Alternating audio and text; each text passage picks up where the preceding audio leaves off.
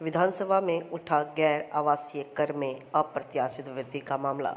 गैर आवासीय कर में अप्रत्याशित वृद्धि की अधिसूचना वापस ले सरकार संजय श्राव की। भाजपा विधायक ने पूर्व नगर विकास मंत्री तेजस्वी यादव पर साधा निशाना। बोले, महागठबंधन की सरकार ने गैर आवासीय टैक्स बढ़ाने का लिया था फैसला। 3 गुना तक की अप्रत्याशित कर वृद्धि से व्यापारियों में मची है हाहाकार।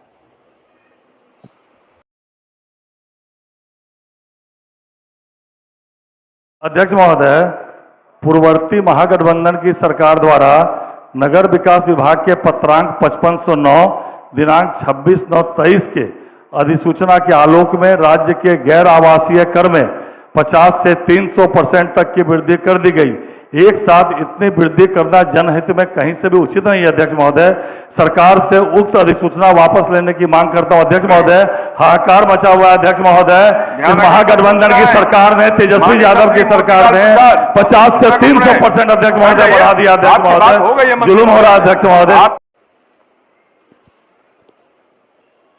फिलिस्तीनी झंडा मामले में गिरफ्तार बच्चे को मिला बेल। डॉक्टर जमाल हसन की मेहनत रंग लाई। पहली मुहर्रम 8 जुलाई को दरभंगा जिला मुहर्रम कमेटी कार्यालय के ठीक सामने बच्चे द्वारा लहराए गए फिलिस्तीनी झंडा विवाद को लेकर जिला प्रशासन ने मोहम्मद गुलजार को 14 जुलाई को गिरफ्तार कर जेल भेज दिया था। कल मोहम्मद गुलजार को दरभंगा जिला न्यायालय से बेल मिल गया।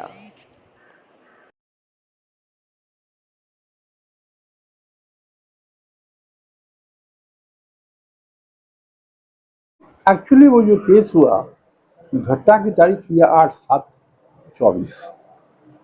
13 को FIR हुआ है। पुलिस ने लिखा कि 12 को हमने सनहा दर्ज किया था और 13 को हमने FIR किया। हमने उसे दफा लगाया था 196 197 भारतीय न्याय संहिता।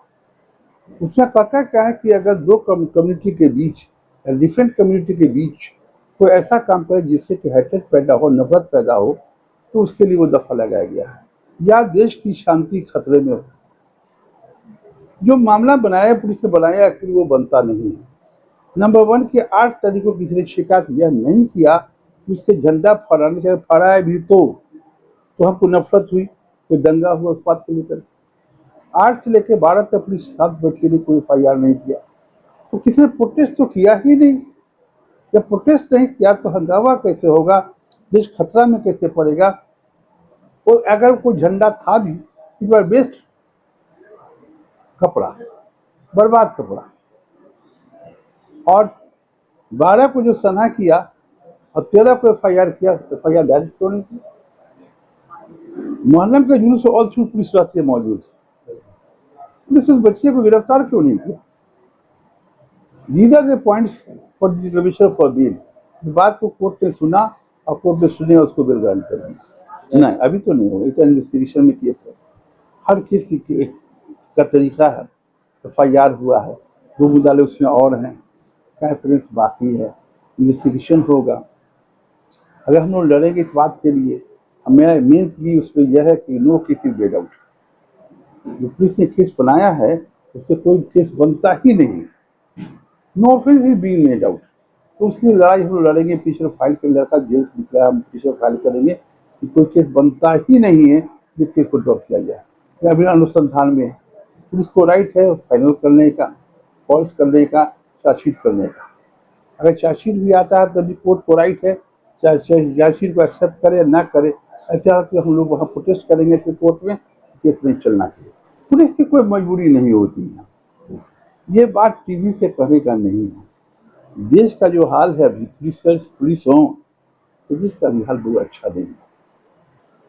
कानून जब तक ये नहीं बनेगा देश में कि गलत करने की डायरेक्ट सजा है, तब तो गलत होता रहेगा। इसीलिए लोगों को न्याय देश में नहीं मिलता।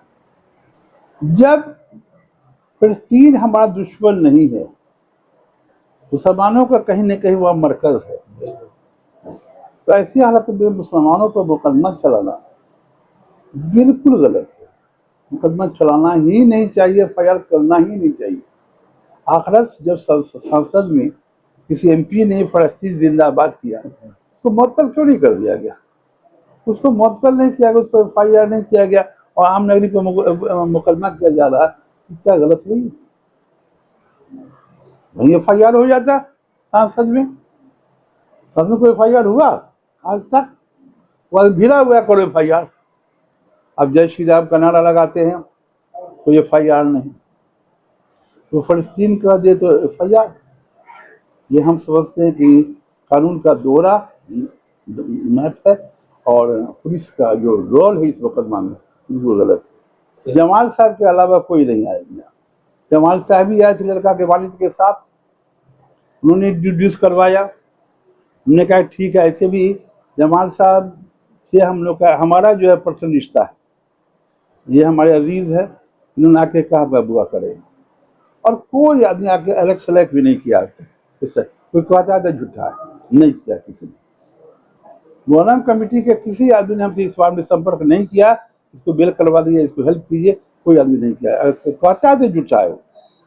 अंबर इमाम हाशमी अधिवक्ता सिविल कोर्ट लड़िया का होगा। क्या है आपको वकील साहब की तरफ से क्या कुछ आश्वासन मिला था पहले, और आज कल बच्चे को बिल मिल गया है, क्या कहिएगा वकील साहब को और बच्चे के परिवार के बारे में? सबसे पहले तो हम अपने दरभंगा के नामी वकील अमर इमाम हाशमी साहब, छोटे बाबू, और हमारे चचा भी हैं, हमारे गार्जियन भी है, इनका मैं दिल से शुक्रिया अदा करता हूँ कि मैं जब ये मामला इनके पास लेके आया था और उनको पहले मैंने फ़ोन किया था, तो चचा ने मुझे कहा कि जमाल बउआ तुम आ जाओ घर पे।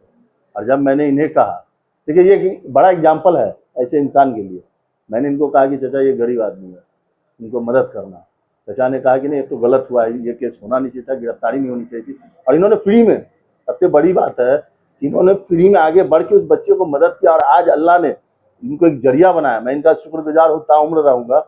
इन्होंने खड़े हुए, इनकी शख्सियत वो है, इनकी जुबान में अल्लाह ने वो तारुफ दिया कि ये जब खड़े हुए तो बच्चे को पहले ही इनके बाद में बेल मिल गया।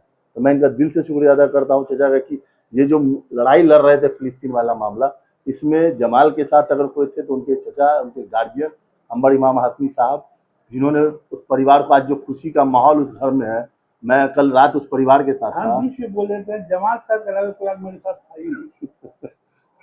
मतलब बाप बेटा दोनों मिल के इसकी लड़ाई लड़े, और आज उस बच्चे को मिला है। कल रात जब मैं गया हूँ उसके घर पे, उसकी माँ इतनी खुश मत पूछिए। देखिए ये मामले में आना चाहिए था लोगों को। देखिए हिंदू राष्ट्र वाला, क्या लगता है जो लोग अपने आप को समाज सेवी या सोशल वर्क कहते हैं और सोशल मीडिया के माध्यम से लोगों ने अपनी बात रखी थी उस बच्चे को लेकर, वैसे लोगों पे आप क्या कहिएगा? और उनको उस परिवार से मिलना चाहिए था। अंबर इमाम हाशमी साहब के पास एक फोन कर देते, इनसे मिलने आते, क्योंकि सबको जानकारी थी। पिछले प्रेस कॉन्फ्रेंस में मैंने नाम बताया था, इनसे आके मिलना चाहिए था। एक बार इनको फोन कर देते कि चाचा क्या अपडेट है, क्या कर रहे हैं आप, चाचा एक बार क्या इनके पास नहीं आया ना, उस परिवार से मिलने गए। तो राजनीति, सोशल मीडिया, दूसरी सबसे बड़ी बात, जो इस क्षेत्र से राजनीति करते हैं, इस क्षेत्र से चुने गए सांसद रहे हैं, विधायक रहे हैं, और इवन लोगों ने वोट किया, उन लोगों ने भी अपनी चुप्पी इस मामले पर डाली।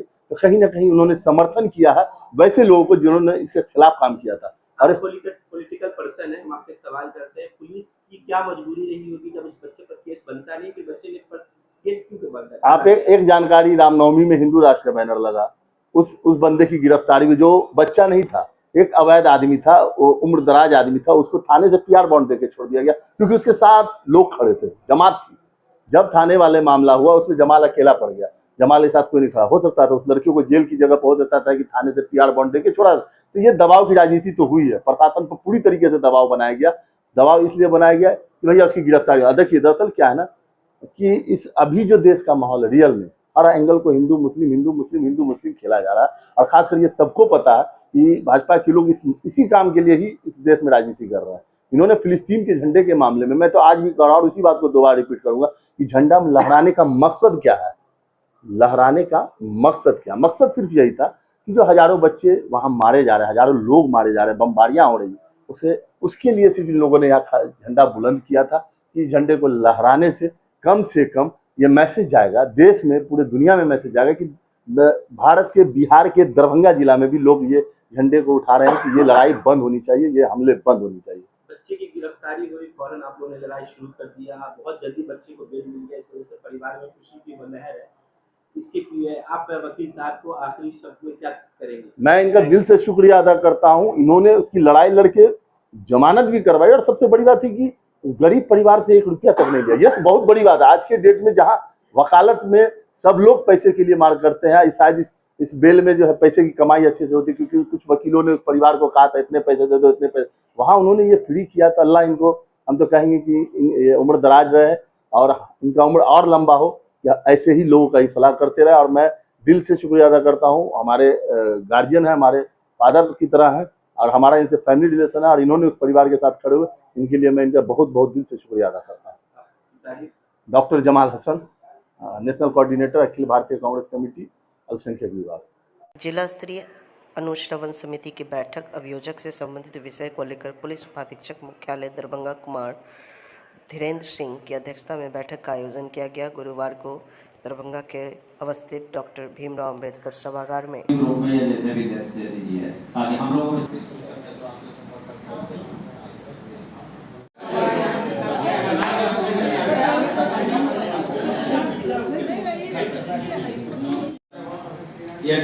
एक दूसरा मामला ज्यादातर आता है, एफएसएल रिपोर्ट लंबित होता है। एक महीने से पहले संबंधित अभियोजक पदाधिकारी से संपर्क करेंगे, क्योंकि सारी गलतियां जो प्रॉब्लम हो रही है कैसे करेंगे, इसको इस चीज का किया जाए आज आप लोगों का किस संदर्भ में बैठक किया गया था? आज जिला स्तरीय अनुश्रवण समिति की बैठक की गई थी, जिससे अभियोजन से संबंधित सभी विषयों पर डिस्कशन हुआ, जैसे कि संबंध वारंट, कुर्की जब्ती, न्यायालय में पुलिस पेपर, अभियुक्तों की उपस्थिति, अभियोजन साक्ष्य हेतु लंबित कांडों की समीक्षा, बयान बहस आदि पर प्रोग्रेस हेतु जो है यह माने समीक्षात्मक बैठक रखा गया था, जिसमें कि हर बिंदु पर डीएसपी हेडक्वार्टर द्वारा मीटिंग का जो आयोजन किया गया, उन्हीं के देखरेख में मीटिंग हुई है और हर बिंदु पर विचार किया गया है। तो बात हो रही थी चार्जशीट में के बिंदु पर कहा गया है कि लोग अनुसंधान करने, चार्जशीट काटने से पूर्व संबंधित अभियोजन पदाधिकारी, विशेष लोक अभियोजक से समीक्षा कराने के उपरांत ही आरोप पत्र समर्पित करें, क्योंकि किसी भी प्रकार के अनुसंधान में त्रुटि न रहे। क्या सर नाम हुआ आपका? मेरा नाम हुआ हरे राम साहू, विशेष लोक अभियोजक उत्पाद दरभंगा। जी, अब प्रत्येक महीना हम लोगों का किया जाता है। जिला के अभियोजक पदाधिकारी, लोक अभियोजक और सब कोई रहते हैं, डीएम साहब, एसपी साहब रहते हैं। इसमें मासिक बैठक होती है, जिसमें कांडों की समीक्षा की जाती है, किस मामला में हम लोग को क्या समस्या रहती है कोर्ट में, तो वो समस्या हम लोग यहाँ रखते हैं, उसका ये लोग निदान करते हैं। जैसे गवाही मंगाना हुआ या किसी तरह का मेडिकल से इंजरी मंगाना रहता है, तो उस सब की समस्या का समाधान नहीं, चूँकि ये हम लोग का एक प्रक्रिया है, मासिक एक प्रक्रिया भी है, जिसके तहत है जो हमेशा है जो एक मीटिंग किया जाता है। क्योंकि आज सर नहीं थे, जिसके आलोक में मैंने स्वयं इसका है जो संचालन किया, और इसमें जैसे जो रिपोर्ट नहीं आता, चाहे जख्म प्रतिवेदन हो, एफएसएल रिपोर्ट हो, या जो भी समस्याएं हैं उसका निराकरण के हम लोग प्रयास करते हैं एक दूसरे से, ताकि ये जो विचारण है जो फास्ट गति से किया जा सके और गवाहों को भी उपस्थापित किया जा सके, और जो समस्याएं हैं आपस में एक दूसरे के समक्ष रखते हैं ताकि उसका निराकरण किया जा सके। चार्जशीट की बात हुई थी, यहाँ पर लेट से आती है? नहीं, वैसी बात नहीं है। जैसे उसमें आती है, जैसे कहीं कहीं कुछ त्रुटियां रहती है, जिसके बारे में है जो उन लोग के द्वारा भी जैसे कुछ रखा गया है प्रस्ताव, उसका हम लोग निराकरण करेंगे। किनके साथ बैठक हुई जैसे? सभी लोक अभियोजक थे, एपीओ थे, सहायक लोक अभियोजक थे, एसडीपीओ थे, मीटिंग जो भी सरकारी जो हम लोग संबंधित थे जिला कार्यालय से सभी लोग थे। क्या सब नाम हुआ? कुमार धर्मेंद्र सिंह, पुलिस उपाधीक्षक, मुख्यालय दरभंगा। मोदी सरकार मजदूरों की गुलामी के 4 श्रम कार्ड व औपनिवेशिक काल से बदतर 3 नए फौजीदारी कानून रद्द करो, मजदूर अधिकारों व न्यूनतम मजदूरी की लूट बंद करो। All India central council of trade union के आह्वान पर देशव्यापी विरोध प्रदर्शन दरभंगा के कर्पूरी चौक पर एकटू जिला सचिव उमेश प्रसाद शाह व राम नारायण पासवान भोला के नेतृत्व में मोदी सरकार के जन विरोधी कानून के खिलाफ प्रदर्शन। हमसे बढ़िया वीडियोग्राफी आपको नहीं ना होगा, है ना, पूछते हैं आप।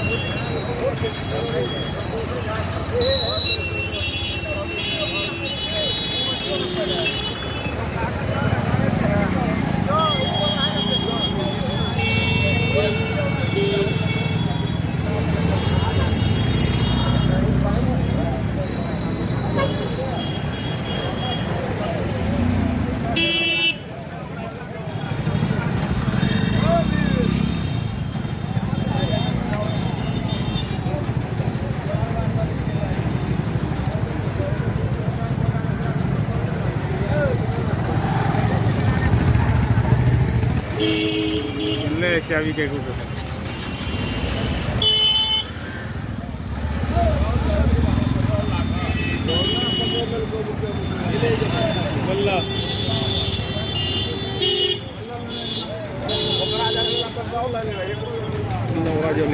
जलने जल नहीं सकता।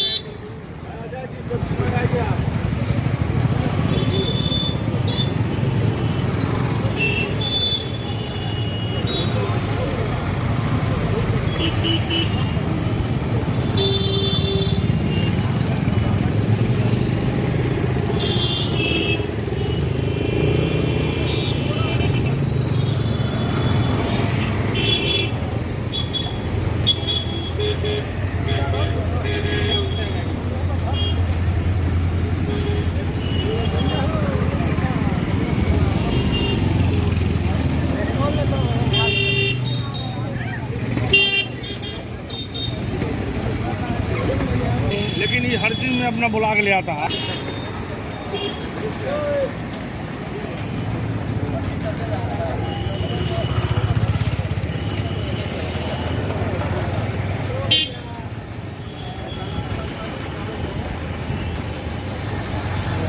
मोम की तरह पी लेगा।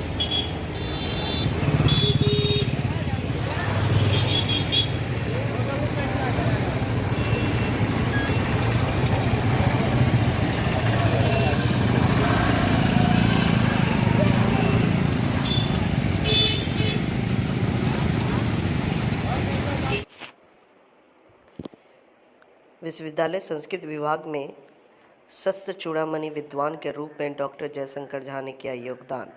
संस्कृत प्रेमियों ने प्रसन्नता व्यक्त करते हुए डॉक्टर जयशंकर को दी हार्दिक बधाई एवं शुभकामनाएं। ललित नारायण मिथिला विश्वविद्यालय दरभंगा के स्नातकोत्तर संस्कृत विभाग में पूर्व संस्कृत प्राध्यापक डॉक्टर जयशंकर झा के केंद्रीय संस्कृत विश्वविद्यालय नई दिल्ली द्वारा नियुक्त शास्त्र चूड़ामणि विद्वान के पद पर योगदान दिया। जी सर, पहले तो सबसे पहले बधाई सर। बहुत बहुत धन्यवाद शरफ जी आपको। किस पद? और आज एक हमारे शिक्षा मंत्रालय जो भारत सरकार के माध्यम से जो प्राप्त हुआ है, शास्त्र चूड़ामणि योजना में मेरा चयन हुआ है और संजोग और सौभाग्य से बिहार पे इस बार एकमात्र चयन हुआ। अब इसमें एक बहुत पुराने पांडुलिपि का जीर्णोद्धार समझिए, उसका संपादन करना है, उसके बारे में उसका हिंदी में अंग्रेजी में रूपांतरण करना है और जो मिथिला की प्रज्ञा है उसके एक छुपे हुए अध्याय पे संस्कृत जगत को परिचित कराने का दायित्व मुझे मिला है। इसमें जो कुछ मानदेय है वो अपनी जगह पर है, लेकिन इस बहाने संस्कृत विभाग में आज मुझे ज्वाइन करके अपना योगदान दे करके बड़ी प्रसन्नता हो रही है। हम आशा करते हैं कि 3 वर्षों का जो मेरा समय रहेगा वो आप लोगों के साथ बड़ा आनंद से बीतेगा। बहुत बहुत मैं आज आह्लादित फिर खड़ा हूँ अपने ही घर में, फिर लौट करके लंबे अरसे के बाद मैं आया हूँ और अब इस सम्मान से मैं अभिभूत हूँ और ये सम्मान मैं समर्पित करता हूँ डॉक्टर शशिनाथ झा जी और डॉक्टर मित्रनाथ झा जी को, जिनकी प्रेरणा से हमने इस विषय को चुन पाए हैं और हम आशा करते हैं कि इस कार्य में इन लोगों का महत्वपूर्ण सहयोग मिलता रहेगा। मैं संस्कृत विभाग के प्रति आभारी हूँ कि आप लोगों ने मेरे नाम को प्रस्तावित किया था और इसे जो 10-12 चयन हुए हैं राष्ट्रीय स्तर पर, उसमें मिथिला विश्वविद्यालय के संस्कृत विभाग के प्रस्ताव पर मेरा भी चयन हुआ है। मैं उसके लिए बहुत आभारी हूँ विभाग के प्रति।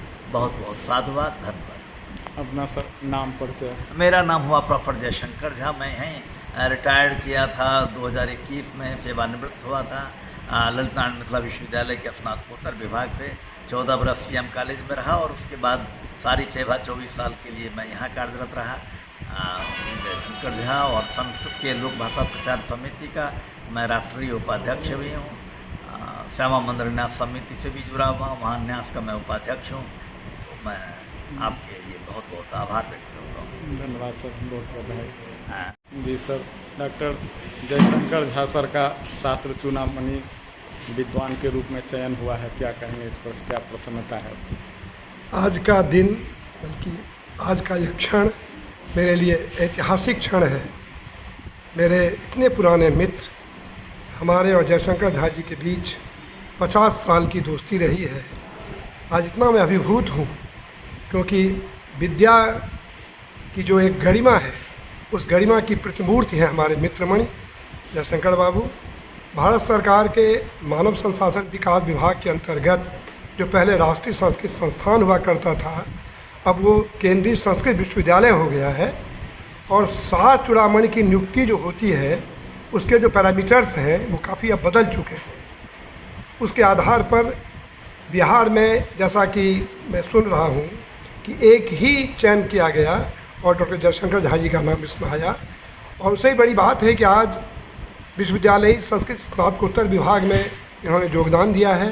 मैं समझता हूँ कि इससे पूरे मिथिला के साथ साथ ऐसे कई क्षेत्रों के लोग जो संस्कृत भाषा साहित्य में काम कर रहे हैं, क्योंकि मैंने भी ये पत्र देखा है, एक ऐसी अप्रकाशित पांडुलिपि है गणेश संभवन नाटक, जिस पर जो ये काम जब करेंगे और इनकी जो एक सारस्वत जो आभा है, उससे जब वो पांडुलिपि आलोकित होगी, मुझे विश्वास है कि संस्कृत जगत में एक नई चीज़ हम लोगों को मिलेगी। क्योंकि शास्त्र चूड़ामणि में 2 ही प्रावधान होते हैं, या तो आप MA कक्षा को पढ़ाएं या आप किसी पांडुलिपि का संपादन करें। तो जो MA कक्षा को पढ़ा के चले जाते हैं, उनका नाम तो बस बहुत कम लोग ले पाते हैं, लेकिन अगर पांडुलिपि का संपादन हुआ और वह पुस्तकाकार प्रकाशित हुई, वो तो सदा सदा के लिए अमर पुस्तक होती है और उसका लाभ सभी को मिलता है। मैं इस अवसर पर बहुत बहुत बहुत ज़्यादा बधाई देता हूँ डॉक्टर झा को, शुभकामनाएं देता हूँ और मैं आशा करता हूँ जो 3 वर्ष का इसका पद होता है, क्योंकि मैं भी इससे पहले मिथिला शोध संस्थान इस पद पर काम योगदान दिया था, मैंने काम किया। 2 वर्ष प्लस 1 वर्ष का इसका कार्यकाल होता है। ये 3 वर्ष का जो कार्यकाल है इनका बहुत ही अच्छा बीतेगा और संस्कृत जगत को इससे बहुत ज़्यादा लाभ मिलेगा। बहुत बहुत बधाई। मेरा नाम डॉक्टर मित्रनाथ झा, मैं मिथिला शोध संस्थान के पांडुलिपि विभाग अध्यक्ष पद से 2016 में निवृत्त हुआ। तत्पश्चात 3 वर्षों के लिए इसी शास्त्र चूड़ामणि पद पर मैं वहाँ था। अब भी बराबर वहाँ आना जाना है, क्योंकि शैक्षिक जगत से मैं जुड़ा हूँ। अभी भी निःशुल्क मैं वहाँ के MA कक्षा में निःशुल्क अध्यापन कर रहा हूँ कई वर्षों से। बिहार में जातिगत राजनीति पर पीके का बड़ा बयान। बोले, देश में ऐसे कोई मुख्यमंत्री नहीं जिनके जाति के लोग राज्य में सबसे अधिक हो। बिहार में बड़ी चालाकी से जाति लोगों के दिमाग में बैठ गया है, ताकि नए लोग राजनीति में आकर प्रयास ही ना करें। जाति की प्रमुखता है, हम ये नहीं कह रहे हैं कि जाति की कोई भूमिका नहीं है, लेकिन सिर्फ जाति पर ही हर आदमी वोट देता है, इस बात को अपने दिमाग से हटाइए। ये बात आपके हमारे मन में बैठा दी गई है उन लोगों के द्वारा जो चाहता है कि कोई नया आदमी आकर प्रयास ही न करे। भाई नीतीश जी के अपने जाति के कितने लोग बिहार में रहते हैं? लालू जी के अपने जाति के कितने लोग बिहार में रहते हैं?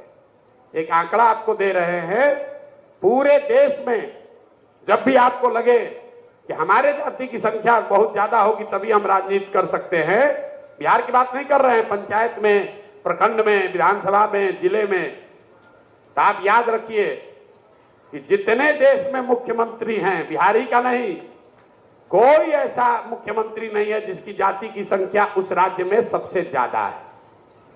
ये आपका भ्रम है कि हमारा जाति का संख्या होगा तभी हम जीत सकते हैं। जाति की संख्या एक, उसमें आपको थोड़ी सुविधा हो सकती है। अगर यहां पर पीतल और सोना दोनों रख दिया जाए तो किसी जाति का कोई आदमी होगा वो हर हालत में सोना ही उठाएगा। तो जन स्वराज की ये जिम्मेवारी है कि हम अपने आचार से, विचार से, व्यवहार से, कर्म से, प्रोग्राम से हम तपे तपाए सोना की तरह बनकर दिखें, ताकि समाज का हर वर्ग हमको उठाए। और अगर समाज हमको नहीं चुन रहा है, इसका मतलब है कि कहीं ना कहीं हमारे प्रयास में, हमारे विचार में, हमारे प्रयास में कमी रह गई। इसलिए हमको आपको और बेहतर करने की जरूरत है। अगर हम सोना बनकर दिखेंगे तो कोई समाज का आदमी हमें इन तिरस्कार नहीं करेगा। मधेपुरा पहुंची जन स्वराज पद यात्रा के 7वें दिन प्रशांत किशोर ने किया बड़ा ऐलान। जन स्वराज का दूसरा संकल्प है 15 साल से कम उम्र के बच्चों की पढ़ाई, कपड़े और खाने का पूरा जिम्मा जनता की सरकार उठाएगी। प्रशांत किशोर। आपके गांव पंचायत में और कुछ हो या ना हो, आप सभी के बच्चों के पढ़ाई और रोजगार का व्यवस्था होना चाहिए कि नहीं होना चाहिए? आंख उठाकर जोर से बोलो, मुंह बंद रखोगे तो कुछ नहीं बुझाएगा। जोर से बोलो, होना चाहिए कि नहीं होना चाहिए? जोर से बोलिए, होना चाहिए कि नहीं होना चाहिए? तो इसका पहला संकल्प है, नाली गली बने चाहे मत बने, स्कूल अस्पताल जब सुधरेगा तब सुधरेगा, लेकिन इसका पहला संकल्प है, याद रखिए, अपने आंचल में बांध लीजिए। साल भर के अंदर जितना आपके घर का जवान लड़का, आपका पति, बेटा, भाई बाहर गया है मजदूरी करने, जितना लोग यहाँ मजदूर बन के बैठे हुए हैं काम के बिना, उसको नौकरी मिले चाहे न मिले, लेकिन सभी के लिए कम से कम 10 से 12 हजार रुपया के रोजगार का व्यवस्था यही बिहार में करके दिया जाएगा। होना चाहिए कि नहीं होना चाहिए? जोर से बोलिए, होना चाहिए कि नहीं होना चाहिए?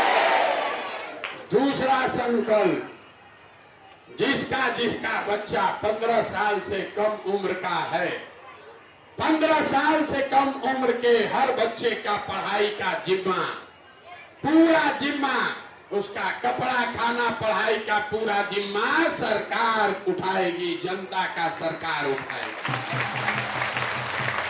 और तीसरा और अंतिम संकल्प, 60 वर्ष से ज्यादा उम्र के जितना महिला पुरुष यहाँ हैं, ये नीतीश कुमार आपको 400 रुपया का भीख दे रहा है पेंशन के नाम पर। बिहार सरकार के खजाना में हर साल आपका पैसा जमा होता है 2.5 लाख करोड़ रुपया, और 2.5 लाख करोड़ में से आपको दे रहा है 400 रुपया। तो ये जन स्वराज का संकल्प है कि जब ये जनता का राज बनेगा तो पहले महीना से 60 साल से ज्यादा उम्र के हर महिला पुरुष को कम से कम 2000 रुपया पेंशन का व्यवस्था जरूर कर दिया जाए।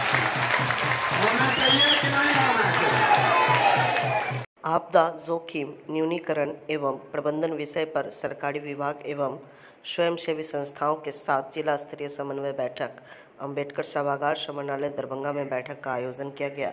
ऊर्जा विभाग में भ्रष्टाचार की जिम्मेदारी मंत्री की अनुपम। मंत्री विजेंद्र यादव पर भ्रष्टाचार और सत्ता के दुरुपयोग का आरोप। जांच के दौरान पद पर बने रहना अनैतिक। ऊर्जा मंत्री दे इस्तीफा। अनुपम। बिहार सरकार के ऊर्जा मंत्री विजेंद्र प्रसाद यादव पर युवा हल्ला बोल के राष्ट्रीय अध्यक्ष अनुपम ने कई गंभीर आरोप लगाए हैं। यहाँ अभी हम जहाँ खड़े हैं ये शांति विहार फेज 2 है। यहाँ पे दरभंगा एयरपोर्ट से 1.25 किलोमीटर की दूरी पे दरभंगा न्यू रेलवे स्टेशन से 500 मीटर की दूरी पे और NH57 से मैक्सिमम 1 किलोमीटर की दूरी पे ये हमारा प्रोजेक्ट है। यहाँ हम ज़मीन को डेवलप करके पूर्ण रूप से विकसित करके लोगों को दे रहे हैं। जो भी लोग दरभंगा में अपना घर बनाना चाहते हैं, जिनका भी सपना है कि दरभंगा में अपना एक मेरा घर हो, उनके लिए यहाँ पर यदि पैसा है तो पूर्ण रूप से क्या है 90 दिन के अंदर फुल पेमेंट करने पर क्या है 90 दिन के अंदर हम रजिस्ट्री दे रहे हैं। यदि जिनके पास पैसा नहीं है तो क्या है कि उनको 25% डाउन पेमेंट के साथ साल भर का टाइम दिया जा रहा है। यदि रेट की बात करें तो 1500 रुपये पर स्क्वायर फीट है, ठीक है। यदि कोई 90 दिन के अंदर पेमेंट करते हैं तो उनको क्या है डिस्काउंट भी मिलता है। यदि यहाँ सुविधा की बात की जाए तो 30 फीट हम लोग मेन रोड देते हैं, जो कि क्या है दरभंगा शहर में नहीं मिलता है। 30 feet main road, 20 feet branch road, हर प्लॉट में क्या है हम लोग मिट्टी भर के देते हैं। साथ ही क्या है जो भी प्लॉट है ठीक है उसके दो